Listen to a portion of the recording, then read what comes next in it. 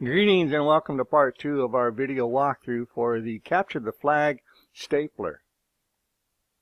Using the IP address of the WordPress site that we injected into the script, this script is going to go to the WordPress site. It's going to generate a JPEG, which we'll later download, that will contain all the base settings for the WordPress site to include any Mysql account information. Before we get too far along, it's always a good idea to just double check your work. So let's do a cat and check the contents of this Python script to make sure that everything's correct. And what we want to look at is that URL and make sure that this is the actual IP address of the WordPress that is running on our target and that the path is correct. To run a Python script, we just type in Python followed by the script, and we're now ready to hit enter. And in just a moment it should come back with the information. And the terminal comes back to the prompt letting us know that the script ran successfully. Our next step is to visit the contents and the uploads directory for the WordPress site. To do this, we're going to open up a browser. Again, we'll need to add an exception. So we're going to go to Advanced, scroll on down, add the exception, and we're going to confirm the security exception, and now we're into the directory. Since this is my third validation of this particular Capture the Flag exercise, I'm going to have more than just one JPEG. So this is the JPEG that we just created up here, and now your number for the JPEG that you create is going to be different than any of these. But you will have a JPEG up here if the script had the right IP address for your WordPress site. To make life easier, we can just right click on the JPEG and we can copy the link location. You can go ahead and minimize your Firefox, and now we can just bring up a text editor, any text editor, and we can copy and we can paste that location of that particular JPEG into the text file. Using this information, we're going to go ahead and create a wget command that's going to pull down the JPEG and save it to our stapler location. So we see what the rest of this wget command looks like. It's just wget space dash dash no dash check dash certificate followed by the path to that JPEG. Inside the text editor, we place our cursor, we do a Control A, do a Control C, minimize your text editor, come on back to your terminal, right click, and then you paste. Once you confirm that everything is typed in correctly, go ahead and just hit enter. And you'll see that you get a positive result down here at the bottom where you see that the JPEG was copied over with 100% success rate. We're now ready to look at the contents of this JPEG. So let's go ahead and do an ls, see what the contents are up here. And we see that the JPEG is waiting for us right here. So I'm going to go ahead and copy that. And what I'm going to do now is just cat it out to my terminal. Paste that in there.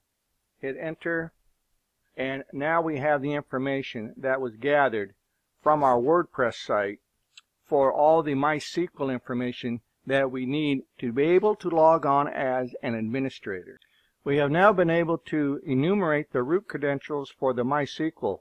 Now this is going to allow us to get some more information so we can move further along with trying to get into the WordPress site. We do have a password, and that is right here. So we're going to go ahead and use root as our user and this password to gain access to the Mysql database. We're now ready to access the Mysql database as root.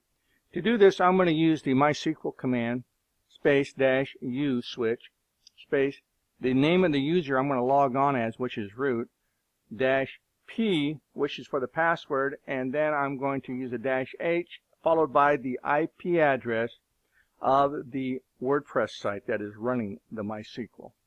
I'm going to go ahead and hit enter. And now once that password for the Mysql database, so I've already copied it, I'm going to paste it. I'm going to hit enter, and it comes up letting me know that we have successfully logged on to the Mysql database. We need to dig around for some information about WordPress, so let's start off with showing databases. I've typed in show databases and I hit enter, and I have to remember to place that semicolon at the end, and there are our databases. We're concerned with that WordPress database, so I'm going to go ahead and open that up and see what it has to offer. So I've typed in use space WordPress semicolon. Hit enter. We're now inside of the WordPress database. Now we can get some more information. We're now inside of the WordPress database, so let's do a show tables and see what kind of information this database actually contains. We can now enumerate the WP_users table. So let's go ahead and expand that with a little bit more information. And to do this, we're going to type in describe space WP_users semicolon. I'm going to hit enter. And now if I make this full screen, and we get a nice formatted output, and it tells us some information that we're going to dig further into. So we want to start off with getting some user login information, and then we want to know about their password, and we're going to output that to our terminal as well. Let's see if this is going to work. For this next bit of information that I want to get from this particular database and this table, I've used a select command. So I've typed in select space user_login. I want to get this information from here. And I want to know if there's any user password information that can be associated with the WP_users. So I'm going to go ahead and hit enter. And here we have the users along with their hashed passwords. Now the way things work in databases and with administrators, usually the first name in the list is going to be the administrator. So we can assume, hopefully, that John is going to be the administrator, and if we can crack his hash, we can get his password for the login to the WordPress site. So let's see how we're going to do this. We're going to start off by copying this information from this terminal, and we're going to place this into a text document. So I'm going to open up a second terminal, and in this second terminal I'm going to type in nano space hash.text. I'm going to hit enter, and we see that John is formatted now with his hashed password. Alright, so this is what it has to look like up inside of the text file for this to work. We're going to use John the Ripper with a word list that's going to crack this hash, and we'll get John's password. And let's see how that works. So once you've created that text file for John's username and his hash password, go ahead and do a Control X and get on out of there. If it asks you to save the information from the buffer, go ahead and say yes, and then just hit enter, and that'll close it out. So it just so happens that to launch John the Ripper, we can just type in John at the terminal. And then we're going to tell it that we want to use a word list and where this word list is located, and that we want it to run it against the text file we created called hash.text. Here's a little bit of a caveat for you. If you have not used the rocku.txt word list before, you're going to have to go into the location and extract it from its archive. Use your File Explorer, open it up, scroll to the bottom and click on Other Locations.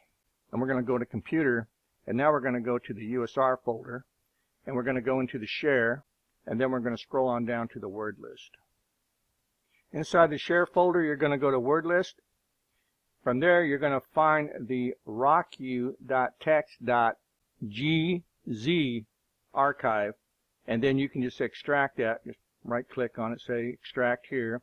When you're done, you'll have a rocku.txt file.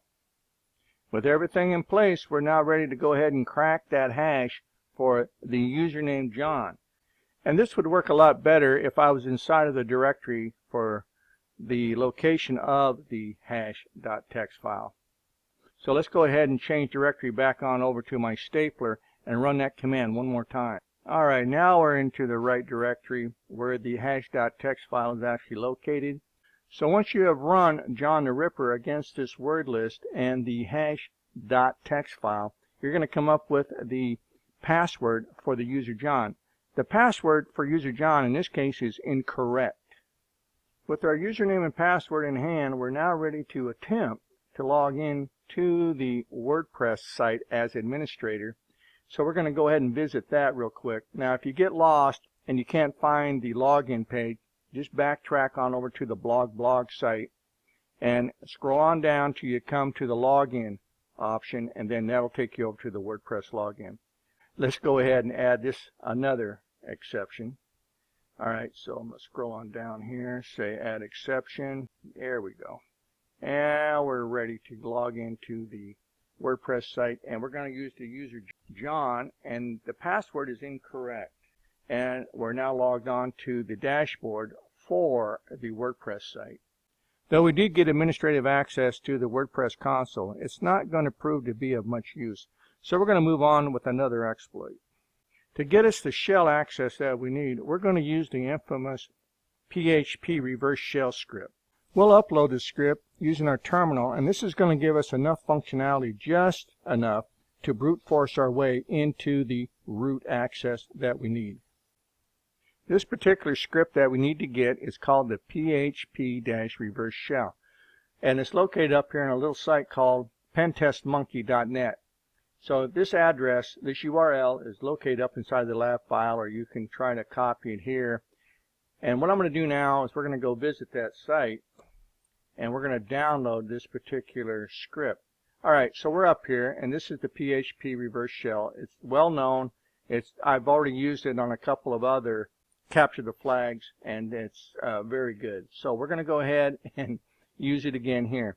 So this is the file you're going to download. So go ahead and just start the download, and you're going to save the file, and then just a moment it's going to download. You can open up your download folder. Once you've opened your download location, go to the directory to which it was saved. Now you can right click on this. That is to say the download. It is a archive, and you want to move it. So you're going to move it on over to where? Your stapler folder. So select your stapler directory, and then go on up and click on the select button. That will move the script on over to your stapler location. Once we have that done, we can close out our browser, close out all the tabs. We don't need those anymore, and return to our terminal. Find that stapler directory that's located on your desktop. Go ahead and open it up. Once you're inside of your stapler directory, go ahead and find the download you just moved. You're just going to right click on it, and you're going to select extract here. That brings up the contents of that particular archive that we just extracted, and it's called PHP-Reverse-Shell-1.0. Go ahead and open up that, and you're going to find a PHP Reverse Shell.php file. Go ahead and copy this, close that out, or just backtrack on over to your stapler. And you're going to right click inside of the root of your stapler folder, and you're going to paste. Okay, so here's the file that we just copied over from this directory, and we got it inside of the root of our stapler location. We're now going to right click on this, and we're going to select open with other applications, and you're going to select any of the different text editors that you like to use. I'm just going to use one. Doesn't make any difference which one I use. You're going to scroll down inside of this script until you find the location that says change this. There's two of them. One is the IP address, and this is going to be your Kali IP address, not the WordPress. So make sure that you put in the IP address for your Kali machine. And then you're going to change the port, or you can leave it. I like using port 4444, but you can leave this, or you can put in any port number you want, as long as it's not being in use. So we're going to go ahead and change this over to my IP address for my Kali machine, because it's going to be the listener.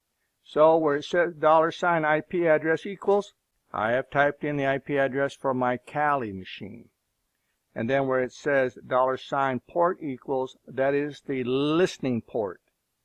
And we'll explain more of that in just a moment. Once you've got all this done, go up here and click on the Save button. And now you can close that out, and you can return to your desktop. So the next thing we want to do is create a listener using Netcat. So I've typed in netcat space -v space -n space -l space -p with the port that I want Netcat to listen on. Now once you have this command typed in, just hit enter, and it's going to begin listening on port 4444, or whatever port you told it to listen on.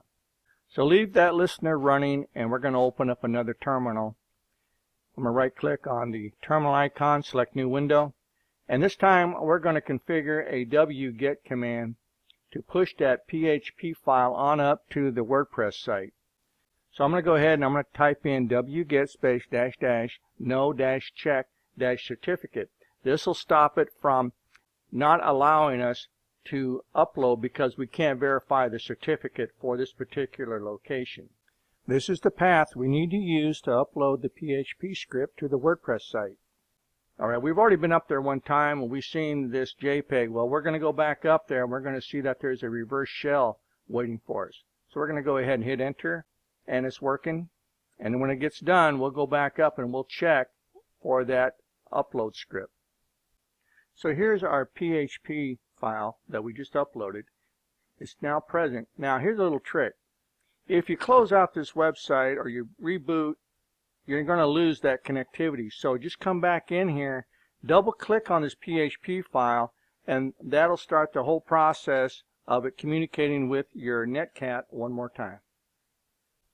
So once the script has been uploaded, the listener, that is to say our Netcat listener, will pick up the communication between the WordPress site and this particular terminal. And you'll know when this happens because you're going to get this readout here letting you know that it has picked up the communication between this terminal and the script. Now this is our terminal. It's limited access, so we're going to have to do some more work to get us in here. But that's going to have to be continued in part 3 of this video walkthrough. So I'll see you in part 3.